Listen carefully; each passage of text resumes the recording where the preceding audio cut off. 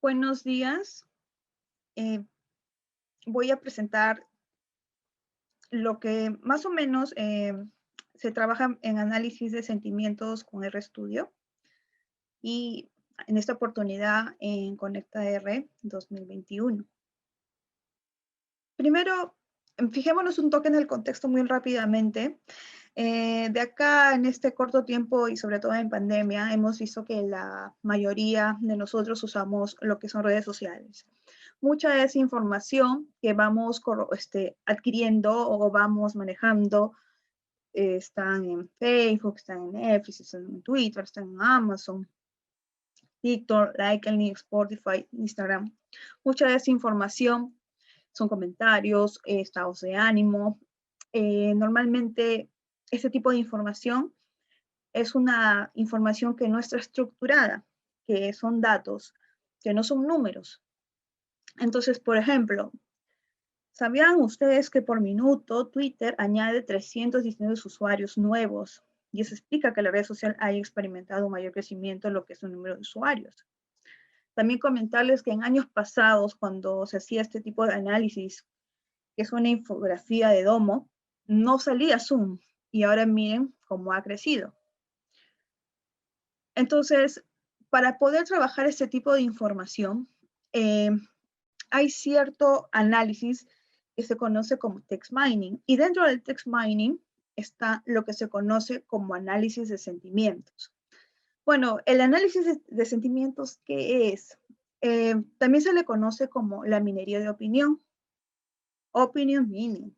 Es el estudio sistemático que interpreta las actitudes, opiniones, sentimientos del usuario hacia una marca, ¿no? También consiste en determinar el tono emocional que hay detrás de una serie de palabras y poder clasificarlas como positivas, negativas, neutrales. Eso siempre las polaridades que vamos a ver más adelante con un pequeñito ejemplo para que puedan entender. Pero, ¿qué más? Hay un notable interés por las compañías, por empresas, justamente por esta información, sobre todo lo que son en el ambiente político, porque esa es una forma de poder ver cuál es su público, qué es lo que deberían comentar ellos y qué es lo que qué sentimientos generan ellos como candidatos, como normalmente se ve acá en Perú. Y también porque es necesario sintetizar estas opiniones y sobre todo cuando está escrito en un blog, unas reseñas de productos y redes sociales que ya lo había comentado.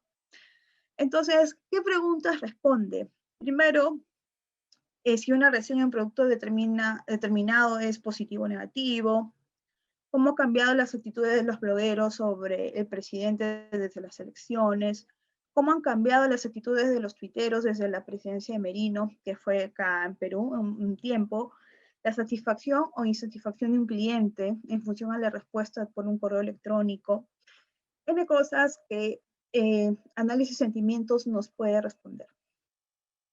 Pero, ¿cómo es el proceso de análisis de sentimiento? Primero hay una adquisición de data. Y ahora, esa data no es cualquier data, es una data objetivo con la que la empresa con la que tú trabajas necesita analizar, o ya sea el candidato que te contrata y necesita que analices qué las personas opinan de él. Después hay un preprocesamiento del texto. Y ahí, en este preprocesamiento, hay todo lo que es un análisis de texto. Y ese análisis de texto es análisis de palabras. ¿Y cómo se puede uno analizar las palabras? Siempre recuerden una palabra muy importante que es el token. ¿Y qué es el token? El token es poder separar todas estas oraciones, porque normalmente son textos grandes, gigantes, lo que nosotros encontramos, y nosotros nos quedamos con aquellas palabras, retiramos el tema de artículos, disminuimos el tema de palabras repetitivas por sinónimos, hay que sacar el tema de puntos, comas, etcétera. Entonces, estos procedimientos se llaman lematización, sistematización, y esto ayuda a que nosotros podamos quedarnos exactamente con la data que nos interesa. Pero también hay un feature selection and extraction. ¿Qué es eso?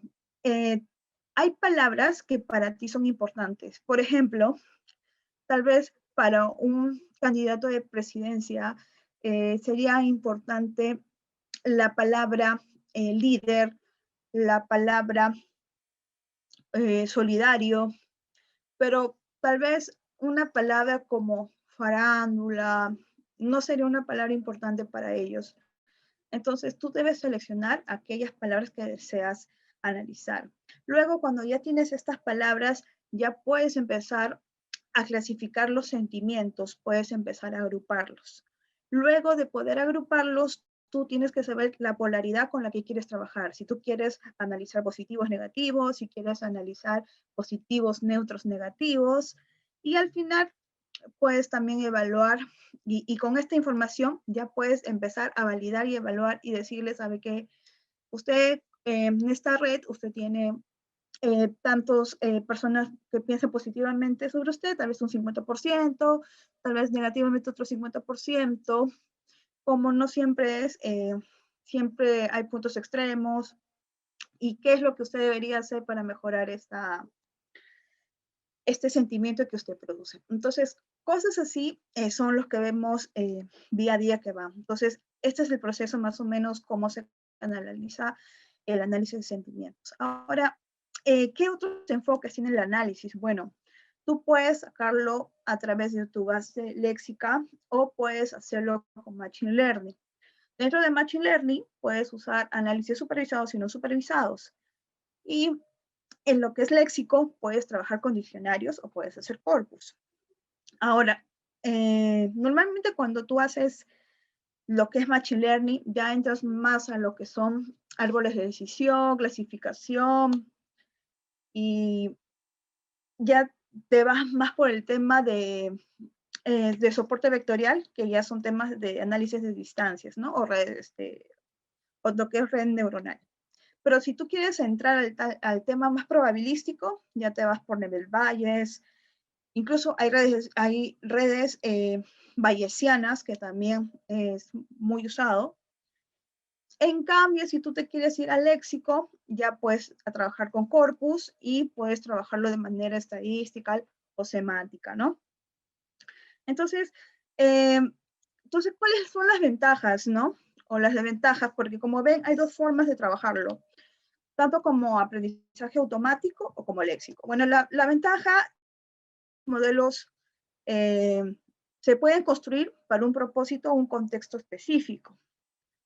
La limitación, claro, es la obtención de datos etiquetados. Eso sí, si quieres aplicarlo, tienes que tener mucho cuidado porque también es costoso, ¿ya?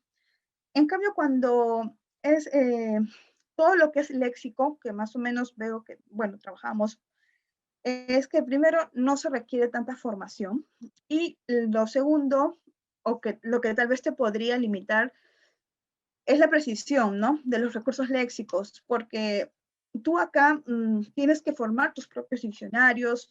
Eh, recuerda que tanto el idioma en cada país o en cada estado es distinto, hasta las jergas son distintas, entonces tienes que tener mucho cuidado, ¿no? Por eso tienes que tener bien claro tu objetivo, para quién es, para quién estás haciendo este análisis. Ahora, en el estudio hay muchas librerías, ¿ya?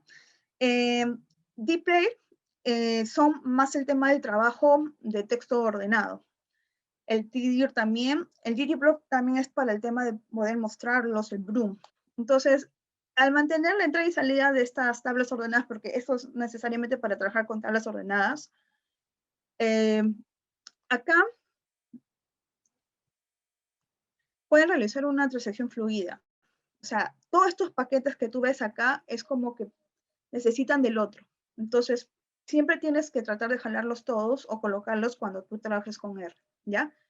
Entonces, estas herramientas son las que normalmente se utilizan para hacer todo lo que es análisis y exploración de texto. Así que no te olvides de estas herramientas que son muy importantes.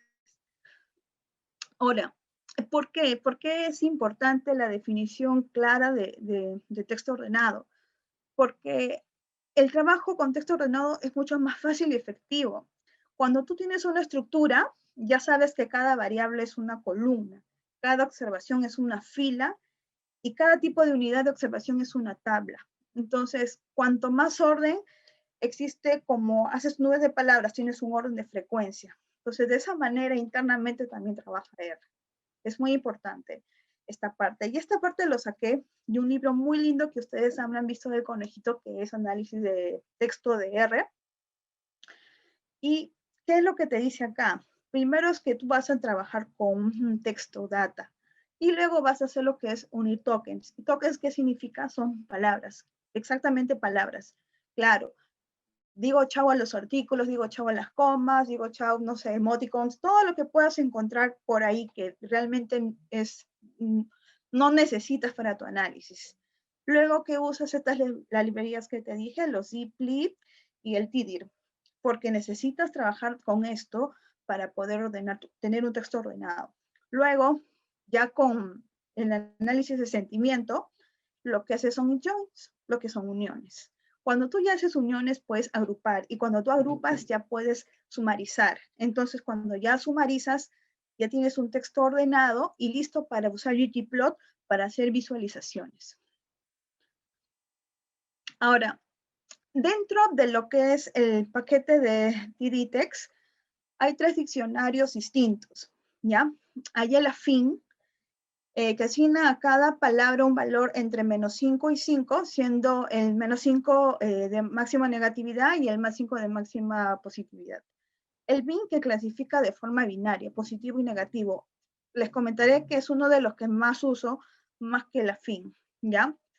El afín es cuando tú quieres, consideraría, es como el NRS que dice acá, clasifica cada palabra en uno más de los siguientes sentimientos, desde el positivo, negativo, y a ti no sé, ciertas características, emociones que te pueden generar sorpresa, disgusto, frustración, todas esas intensidades te lo muestran. Entonces, ahí tienes que tener bastante cuidado. ¿Cuánto quieres abrir esto, no? O si quieres hacer bien práctico y bien, digamos, restringido, ¿no? Lo más práctico posible para ti, como tú quieras analizar. Ahora, ya iríamos al RStudio, pero antes de ir al RStudio, quiero comentarles más o menos de lo que vamos a hacer. Miren, lo que he tomado son datos de Twitter. Yo tengo ya una llave con lo que trabajo en Twitter. Haré lo posible para compartirlos cómo yo pude obtener mis llaves si ustedes no las tienen, para que ustedes puedan también obtenerlas, todo un proceso. Twitter te hace muchas preguntas, también demoré un poquito para poder obtenerlas, así que, pero con paciencia las van a obtener, les van a dar sus llaves. Entonces, ¿qué ha pasado? Que esta red tiene mucha popularidad y ha impactado bastante, entonces se ha convertido en los principales medios de difusión de los principales medios de comunicaciones tradicionales. En vez de radio y televisión, uso Twitter. Entonces, más o menos el proceso de extracción es primero acceder a la cuenta de Twitter, crear una nueva app, luego conseguir tus claves en la pestaña de Keys y Access Tokens y finalmente ya podemos usarlas en el paquete de R, ¿no? Ahora, ¿qué librerías trabajas para poder trabajar con Twitter? El Twitter R para el uso de las 4 claves del API Twitter, el retweet para recopilar los datos de Twitter, el NRS que les comenté también, clasificar palabras en emociones, la librería ggplot2 también para los gráficos de barras, y en este caso también que no está ahí, pero es el pin, que es para las polaridades. Entonces, más o menos para poder saber qué es lo que podrías formar, trabajé con unos tweets en noviembre de 2020. Normalmente, para poder entenderlo, lo pongo siempre sobre los candidatos para la presidencia ya de Perú, para la presidencia 2021, que es Guzmán, Geoff Forsyth y César Acuña, ¿ya? Y antes de irme más allá y mostrarles, quiero decirles más o menos para qué normalmente o cómo se vería un análisis para poder conversarlo y después ya iría un informe, ¿no? En el Perú hubo un problema bien grande que fue la vacancia presidencial de Martín Vizcarra. Y con estos actos de que se vacaron el presidente, entró un nuevo presidente, hubo muchos disturbios, manifestaciones, y lo cual trajo fallecimiento de 2 muchachos. Entonces, los tweets mucho más altos, digamos, con mayor demanda fueron Merino asesino y Sagasti presidente. Entonces, en ese entonces queríamos comprobar que realmente cómo era ese pensamiento, ¿no? Y eso lo trabajé con el equipo de Data Ladies Perú, y ahí pudimos ver que exactamente Merino asesino, lo que ven en rojo por acá, provoca un pensamiento muy negativo, emociones muy negativas, disgusto, tristeza, y por acá, Sagasti a su, bueno, mi derecha, digamos, ¿no? En los sentimientos que podría también provocar positivos, y como ven, la gente un poquito más optimista, ¿no? Y ya lo que ven un pequeño gráfico es justamente lo que quiero enseñarles rapidito en R. Y vamos por allá.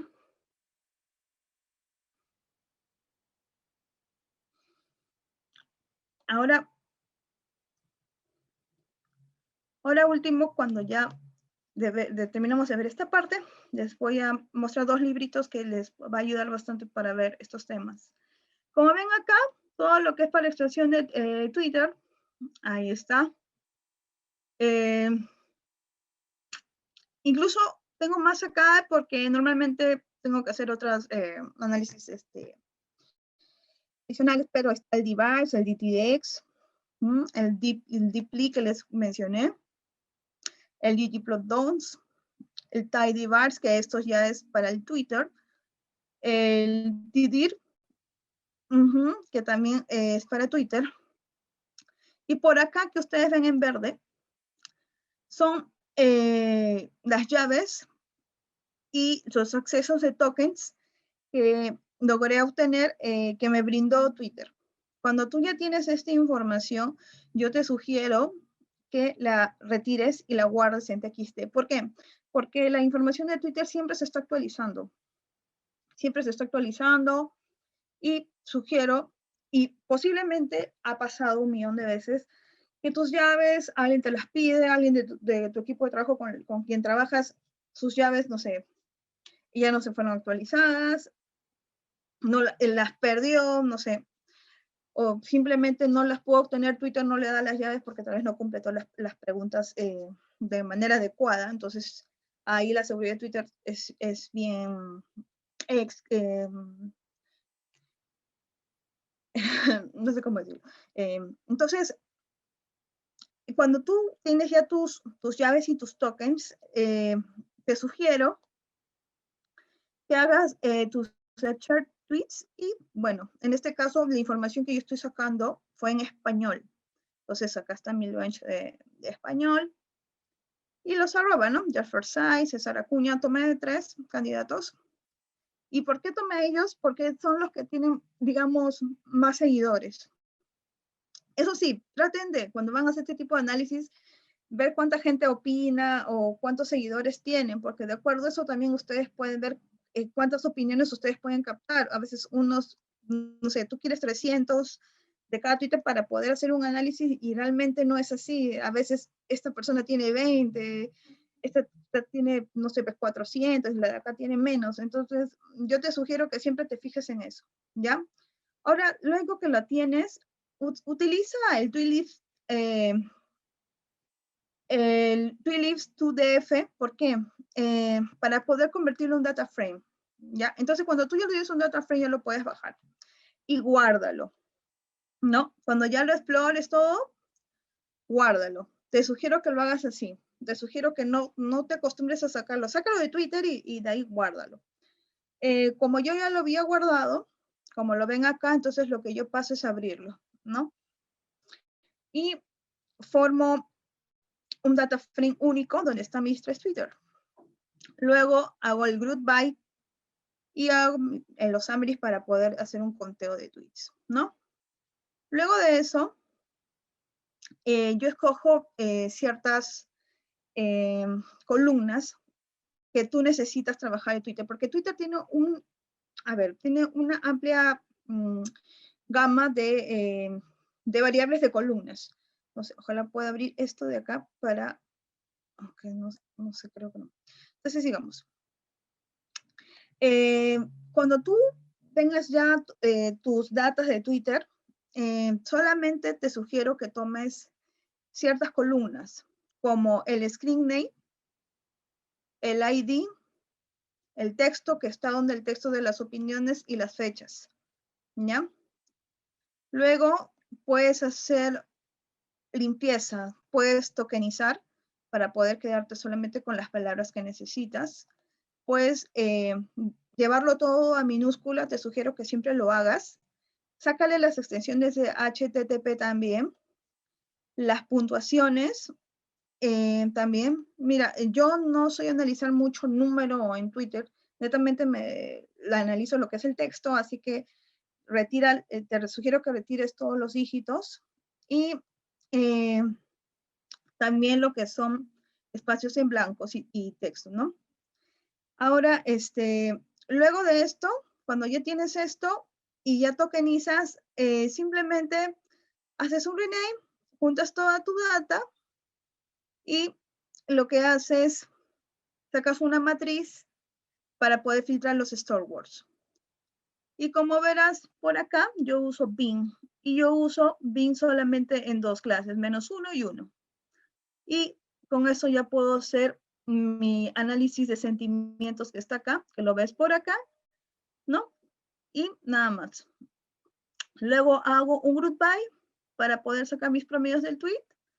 Y acá solamente lo que hago es colocarle los positivos, neutros y negativos, pero como yo polaricé dos, solamente vas a encontrar que hice de dos. Y al final mi ggplot para que me muestre. Y al final vas a ver que te sale algo como acá, como ves acá. Usé la polaridad 2 y está Julio Guzmán, César Acuña, George Forsyth, y te das cuenta que al menos lo que más sentimiento negativo te puede ocasionar son Julio Guzmán y César Acuña, y mayor positivismo te brinda o sientes estos tuiteros opinan que George Forsyth sería como el mejor candidato de entre estos tres, ¿no? Ahora, esto puede haber cambiado en estos tiempos, ¿no? Ya estamos en enero y posiblemente ya puede haber cambiado. Ahora dejo de compartir para poder presentarte ya lo último de mi eh, PPT, mi presentación. Ahora, me quedé acá, ya te mostré más o menos cómo debería salirte un análisis más completo y estos son algunos de los libros que te recomiendo que leas. El Test Miners de R de Julia Seal y David Robinson son muy buenos, te recomiendo que lo acabes totalmente, y el Test Mining in Practice with R de Wiley. Bueno, esto sería todo y espero que les haya ayudado un montón para seguir con su dedicación al análisis de sentimiento. Gracias.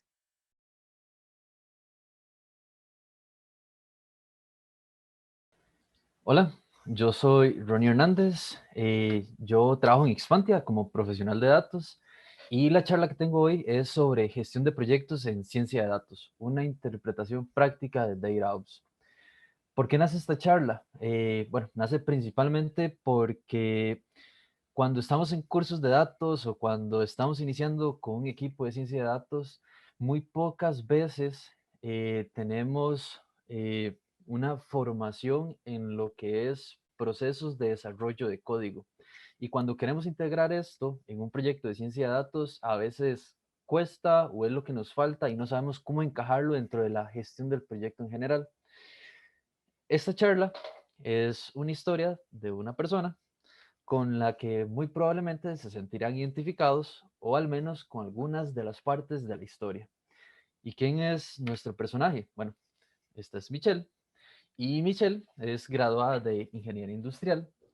Ha utilizado R para los proyectos de la universidad, para sus tareas y demás. También Michelle está metida en la comunidad de R, ha asistido a eventos como el Conecta R, a los webinarios de Ir a la TAM, entonces conoce gente del medio a quienes hace preguntas y también a quienes ayuda. También, pues, tiene un portafolio en GitHub donde ha usado, pues, herramientas como R Markdown, como Shiny, como Plumber. Y tiene otra característica que es muy común dentro de las personas que están en la comunidad de R, y es que es autodidacta y no se rinde fácilmente con los problemas que se le puedan presentar en código. Por otro lado, tenemos una empresa de mercadería. Y esta empresa vende gran variedad de productos. Tiene tiendas físicas en toda la región y también están trabajando por insertarse en lo que es compras en línea y también hacer mercadeo en línea.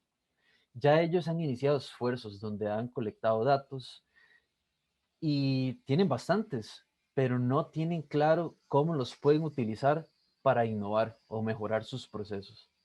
Anteriormente hicieron un intento de sacar la tarea adelante de trabajar con datos y contrataron una persona que ejecutó algunos proyectos en ciencia de datos, pero esta persona pues renunció y ahora la empresa necesita a alguien.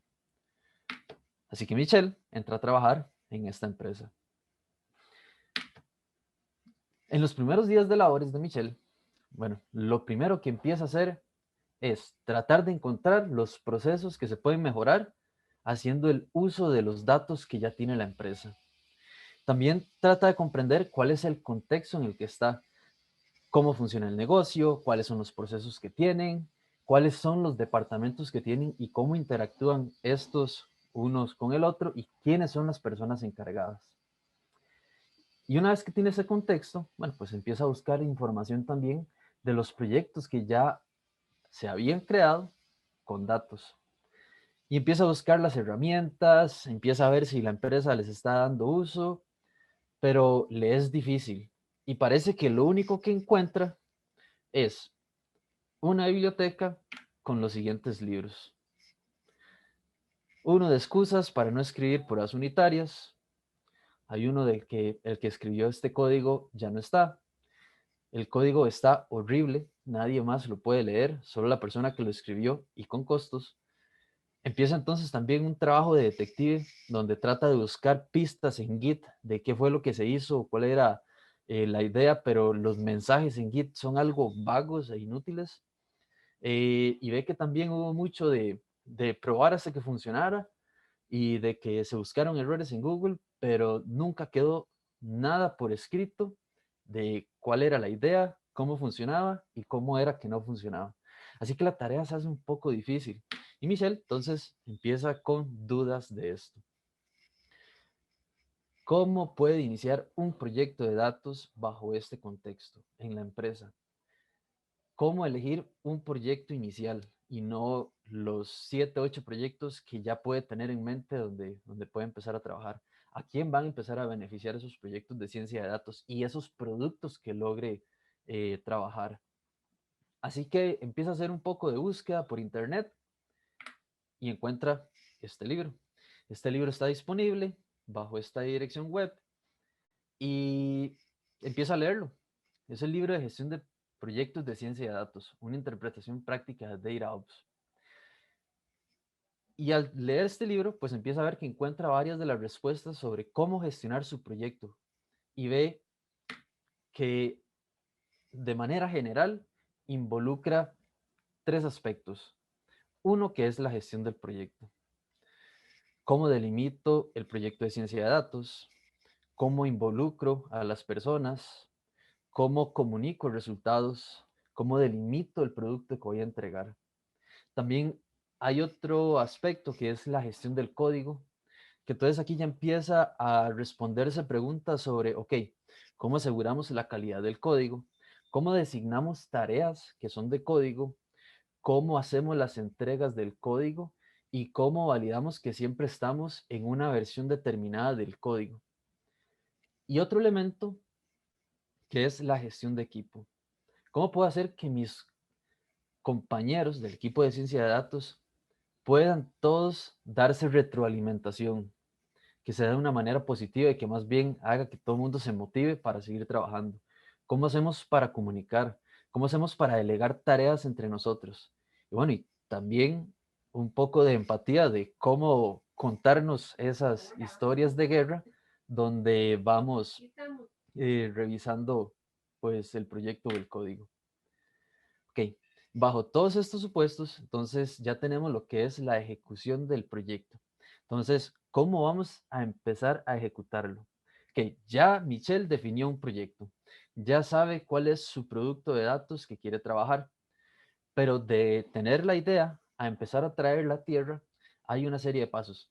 Ya toda esta parte del contexto la entiende, ya sabemos cuál es la operación del negocio, pero entonces sabe que para traerlo a tierra tenemos que tener unos documentos. Por ejemplo, lo que son los objetivos del proyecto, tener Sí. una propuesta o el alcance de lo que es el proyecto, el costo, no solo monetario, sino en horas estimadas y probablemente un análisis preliminar para ver qué tan factible es la idea que tenemos entre manos. Todo esto lo va a llevar a una reunión de arranque. En una reunión de arranque donde esté tanto quienes van a hacer uso del producto, que los vamos a llamar el cliente, que puede estar dentro de la misma organización. Nosotros como equipo de ciencia de datos vamos a responder a un cliente y el cliente puede estar dentro de la misma empresa, no tiene que ser alguien externo, pero es quien va a utilizar nuestro producto de datos. Y luego de esa reunión de arranque, cuando ya tengamos el banderazo de salida, vamos a empezar a ejecutar para llevar a despliegue nuestro producto de datos. Pero aquí entonces tomamos en cuenta que hay una serie de iteraciones de cómo empezar a trabajar con los objetivos que marcamos y con la entrega de código que tiene que funcionar para lo que queremos desplegar. Y al final, ¿cómo lo vamos a entregar? ¿Cómo hacemos una reunión de cierre donde de nuevo tengamos al cliente a la par y validemos que está de acuerdo con eso que vamos a entregar? También empieza a ver que hay papeles o roles con las personas que están involucradas en el proyecto. Y de manera general tenemos los líderes del proyecto. Los líderes del proyecto, pues, son aquellos que entienden las necesidades y el contexto del negocio y que también puede verificar la ejecución del código. Son quienes definen prioridades y quienes autorizan acciones. Luego hay otros que son los profesionales de datos y estos son los más técnicos. Son los científicos de datos quienes están metidos en el día a día trabajando con la parte técnica de código, de documentación y de validar que los productos funcionen. Y luego tenemos otros dos papeles que están más ajenos a este proceso, pero que van a utilizar estos productos, tanto el experto de negocio, que es quien valida que el producto de verdad funciona y encaja dentro de lo que hace la empresa.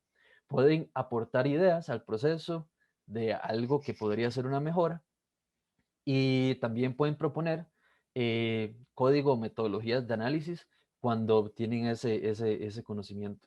Y también están los usuarios, que a fin de cuentas son personas que también pueden generar ideas y también pueden aportar al proceso mencionando qué es lo que funciona o qué es lo que está fallando. Ya con estas partes identificadas, entonces empieza un proceso ok, pensemos en cómo vamos a encajar todos estos actores y estos procesos y los elementos de los procesos que hemos pensado. Ok. Y para esto, entonces, vamos a tener un sitio central que va a ser la configuración del proyecto. Y esto lo podemos hacer con, por ejemplo, un GitHub, un GitLab, un Bitbucket o el Explorer que utilizamos dentro de Expantia. ¿Y por qué esto nos va a ayudar como punto central? Porque con este sistema vamos a utilizar Git para hacer la ejecución y entrega de código. Todos los cambios, todos los commits van a ir versionados, todas las entregas se van a revisar bajo esa versión, vamos a escribir pruebas y también vamos a llevar a despliegue ese código que aprobamos. Mientras que por el otro lado, con estos avances en código y en etiquetas, tareas que vamos resolviendo, podemos evaluar como equipo de ciencia de datos qué es lo que estamos logrando y qué es lo que se nos está quedando atrás. Entonces, en una reunión de equipo semanal podemos revisar tiquetes, que son tareas, y podemos asignar los tiquetes o las tareas a miembros del equipo que las puedan ir resolviendo. Y también ahí identificamos roles. Está un líder del proyecto, que es de la parte de científicos de datos, del equipo de ciencia de datos, y los profesionales de datos. Mientras que por el otro lado tenemos una reunión que es de cara al cliente, y entonces en ese ya traemos a los expertos de negocios. Y no le vamos a hablar de la parte técnica del código, sino que vamos a ir hablando de cómo vamos avanzando en ese producto de datos, qué es lo que hemos logrado, cuál es el estatus del producto, y cuáles son los objetivos y prioridades para la siguiente semana. ¿Cómo logra esto?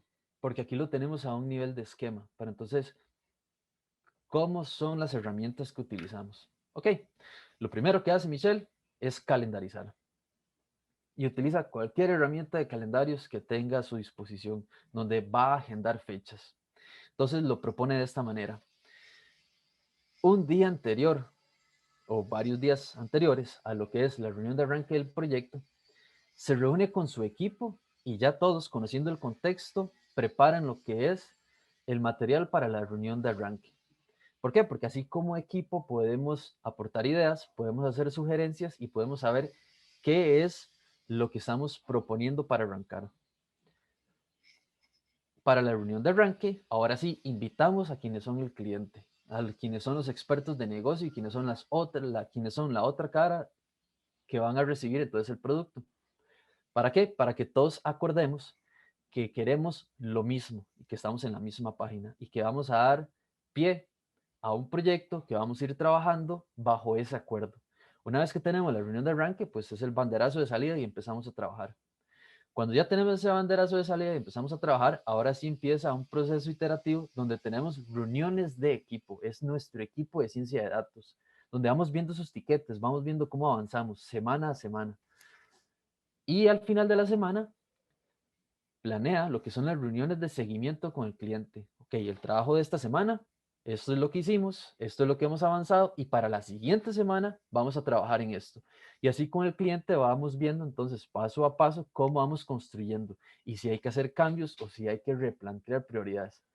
Para que así lleguemos a una reunión de cierre siempre en la misma página y donde podamos entregar el producto de datos y que todos estemos de acuerdo en que finalizamos cumpliendo los objetivos que nos planteamos al inicio y que dejamos marcados en la reunión de arranque.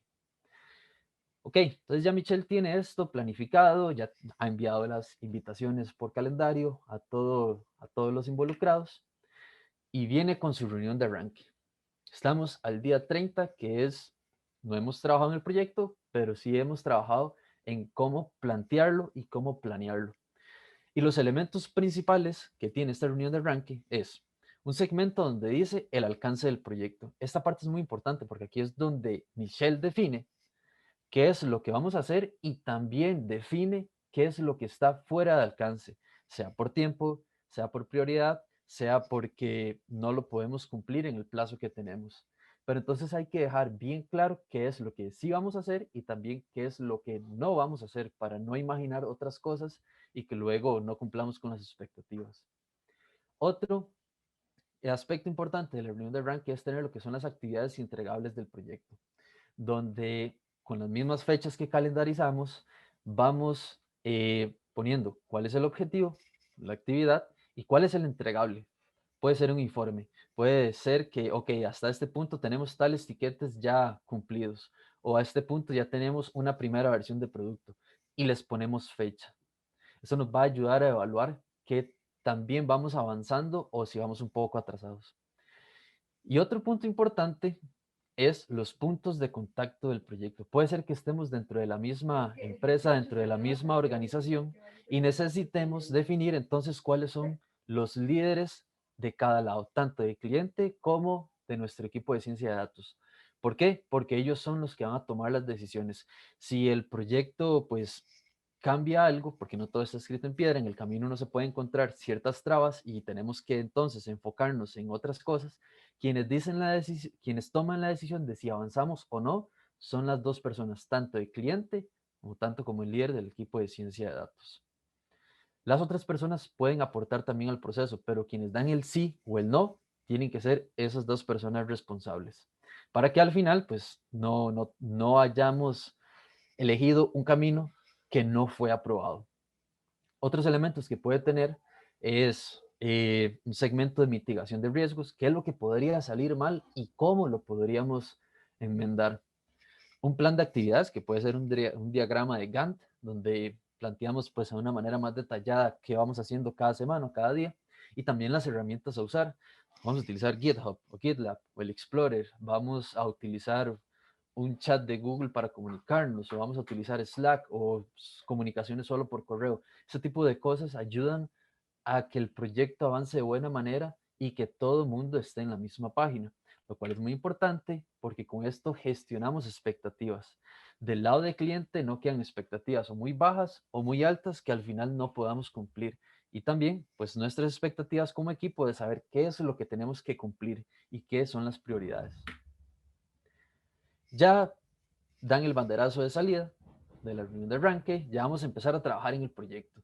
Y ahora tenemos lo que es la reunión de equipo. Ahora sí, el líder del proyecto, Michelle, se reúne con su equipo de ciencia de datos para hablar semana a semana, al inicio de la semana, cuáles son los tiquetes o las tareas que hay, a quién se le asigna cada tiquete y cada tarea, si vamos cumpliendo con las actividades. Si no se van cumpliendo, ok, ¿por qué no se cumplió? Y más allá del regaño, es más que es la dificultad que está encontrando el compañero de equipo para ver cómo lo podemos ayudar a que avance en esa tarea. Y también reasignar entonces los tiquetes o las tareas. También esta reunión es corta, puede ser de media hora a una hora, donde simplemente revisamos tiquetes, asignamos prioridades y designamos las tareas. No la usamos para trabajar, no es que demos un tiquete y en esa misma reunión empezamos a trabajarlo, no. Michelle le deja claro esto al equipo y si hay un problema que se tiene que resolver en esta reunión es que se agenda el día donde entonces se sacan 1 o 2 horas para trabajar enfocados justo en ese problema. Pero esa es la reunión de planificación, es la reunión de inicio de semana. Con esto agendamos y vemos entonces un poco qué es lo que necesitamos trabajar. Establecemos prioridades. Michelle también pone a su equipo a trabajar bajo un flujo de trabajo con Git, que se conoce por GitHub, donde se tiene un repositorio central y de este repositorio central cada miembro del equipo hace una bifurcación. De esa bifurcación, cada quien puede clonar a sus computadores o servidores donde lo trabajen, para que entonces todos los cambios en código lo vayan haciendo desde su computador a su bifurcación. Y una vez que termina de hacer todo el conjunto de cambios o todo el conjunto de commits y ya tiene listo su paquete de trabajo para entregar que cumple con una tarea designada, pues entonces lo ofrece al equipo a través de una solicitud de fusión. Este paso es importante porque ahora otro miembro del equipo va a entrar a revisar ese código antes de fusionarlo con el repositorio central. Si no lo acepta, pues le da retroalimentación de por qué no lo acepta y qué cambios hay que hacer. Y si lo acepta, pues entonces ya todos los miembros del equipo pueden actualizar sus repositorios con los cambios que ya están en el repositorio central. Pero eso es una manera en cómo se ordena el código. Y hay otra parte importante que quiere corregir Michelle, y es que si bien utilizamos mucho Google para resolver errores, es un mar de información que hay en Internet. Y eso, si vamos a buscar los mismos errores cada vez que nos los encontramos, pues vamos a durar mucho encontrando la solución. Y si ya tenemos soluciones que funcionaron y se adaptaron a nuestros proyectos, podemos irlas documentando. Este es un ejemplo de documentación interna de Expantia en donde cada proceso lo vamos documentando, lo que nos sirve, y el primer punto de referencia para el equipo cuando hay un problema o un error que ya es conocido es ir a la documentación. Esto nos ahorra tiempo porque ya sabemos que lo que hemos escrito acá funciona. Entonces, como equipo, cada vez tenemos un acervo más grande de procesos y solución a errores, pero todo está bien documentado. Su equipo va trabajando semana a semana y se acerca a la reunión de seguimiento, que es con cliente. Ahora sí, está presente principalmente los líderes del proyecto. Si queremos integrar a los profesionales de datos, al experto, a los usuarios, está bien, pero los que tienen que estar en esta reunión son los líderes del proyecto, porque acá se toman decisiones. ¿Y qué es lo que se hace en esta reunión? Ok, tenemos dos etapas. Una que es, primero, mostrar los logros, todo lo que trabajamos durante la semana y lo que hemos avanzado, y luego plantear los objetivos de la siguiente semana. Y es aquí donde se pueden tomar decisiones de si a X tarea le bajamos la prioridad para hacer la tarea Y o si seguimos trabajando bajo lo planeado. Porque estas cosas pueden cambiar durante el desarrollo de un proyecto, pero quienes entonces dan luz verde para hacer esos cambios son los líderes del proyecto, tanto de parte del cliente como de la parte interna. Luego tenemos, perdón, Luego tenemos que esta reunión de seguimiento nos sirve también para gestionar expectativas. Una cosa es presentarlo al inicio y luego hasta el final, y otra es ir semana a semana de una manera regular, ir gestionando las expectativas que vamos cumpliendo y que no, y si hubo un cambio muy fuerte en el planteamiento inicial del proyecto. El equipo llegó al final, trabajó durante todas las semanas, fuimos durante reuniones de equipo, reuniones de seguimiento y tenemos la reunión de cierre. En esta reunión de cierre ponemos de nuevo lo que es el alcance del proyecto para validar qué fue lo que cumplimos y qué fue lo que quedó por fuera. Las actividades entregables del proyecto también para validar si cumplimos con todos los entregables. Un vistazo del producto. Y en esta reunión de cierre necesitamos confirmación o validación del cliente que nos diga estoy de acuerdo con lo que me están entregando. Y una vez que están de acuerdo, ok, el proyecto se cierra. Y una vez que se cierra, pues ya todo el equipo está feliz porque terminamos con un producto de datos y podemos empezar con otros proyectos. Ahora, Michelle presentó el proyecto a todo su equipo, a todos los clientes, a todo el cliente, con todas las personas interesadas e involucradas en el proyecto. Una vez que entrega, sucede un fenómeno muy particular y es que el cliente siempre va a empezar a tener ideas. Uy, mira, esto lo puedo aplicar a este otro proceso, esto lo podemos hacer de esta otra manera y nos va a dar valor. Uy, entonces si eso lo logramos, podemos hacer esto otro. Y resulta que ahora Michelle empezó con un ciclo de innovación de datos, tenía un producto de datos y ahora surgen nuevas ideas y experimentos. Pero Michelle ahora tiene todo un proceso para poder ir de manera paralela ejecutando múltiples ciclos de innovación basadas en datos para la empresa. Y ahora Michelle logró entonces poner todo a correr dentro de la empresa, ya están utilizando las herramientas. Michelle ahora está muy feliz de que sus productos de datos están siendo utilizados, fueron exitosos, y ahora la empresa tiene una unidad de ciencia de datos, una unidad que le aporta a los diferentes departamentos y puede apoyar a las diferentes secciones donde trabajen con datos. Y con esto, pues cierro mi charla y pues muchas gracias. Si quieren pues conocer a detalle parte de lo que he hablado en esta charla, pues está el link al libro y ahí pues nos pueden avisar que también les funciona. Gracias.